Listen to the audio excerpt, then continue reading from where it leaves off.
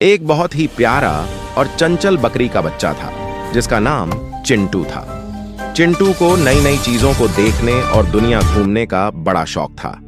उसका एक बड़ा भाई था जिसका नाम था शेरू, जो हमेशा चिंटू की सुरक्षा का ध्यान रखता था।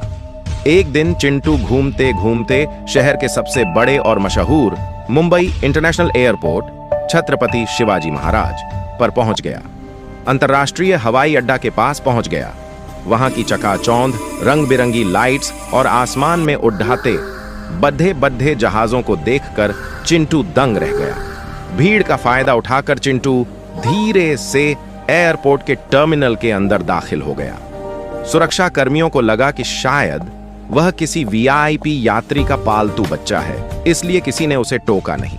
चिंटू को लगा जैसे वह किसी जादुई दुनिया में आ गया हो।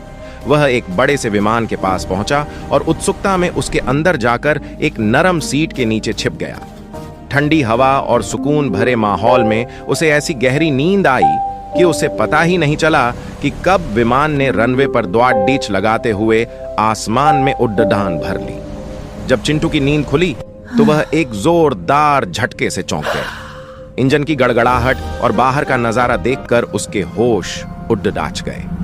खिड़की से बाहर अब मुंबई की सड़कें नहीं, बल्कि मीलों फैला नीला समुद्र और बादलों की चादर थी। कुछ घंटों बाद जब विमान उतरा तो चिंटू ने देखा कि वह किसी दूसरे ही देश पहुंच चुका है। वहां के बोर्ड पर लिखा था दुबई इंटरनेशनल एयरपोर्ट। जैसे ही चिंटू विमान से बाहर निकलने की कोशिश करने लगा, वहां की सख्त पुलिस ने उसे देख लिया। एक विदेशी पुलिस अधिकारी ने सख्त लहजे में पूछा, तुम्हारा पासपोर्ट कहां है और तुम यहां कैसे आए? नन्हा चिंटू बुरी तरह डर गया और उसकी आंखों से आंसू बहने लगे। वह रोते हुए बोला, अंकल, मैं तो गलती से मुंबई एयरपोर्ट से इस प्लेन में बैठ गया था। मुझे मेरे भाई शेरू के पास जाना है। मेरे भाई शेरू के पास जाना है। लेकिन पुलिस ने उसकी बात नहीं मानी और अवैध तरीके से प्रवेश करने के जुर्म में चिंटू को हिरासत में लेकर जेल में डाल दिया। बेचारा चिंटू जेल की सलाखों के पीछे बैठकर दिन रात अपने भाई शेरू को याद करने लगा। जब गांव में शेरू को पता चला कि उसका छोटा भाई चिंटू मुंबई एयरपोर्ट से गायब होकर दुबई की जेल में बंद है, तो उसने हिम्मत नहीं हारी। शेरू अपनी सूझबूझ और बहादुरी के दम पर तुरंत दुबई पहुंचा और वहां के पुलिस स्टेशन जाकर मैं यहाँ पुलिस स्टेशन आया हूँ। अपने भाई की रिहाई के लिए गुहार लगा रहा हूँ।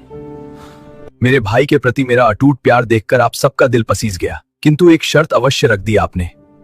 शेरू, अब आप सबसे मदद मांग रहे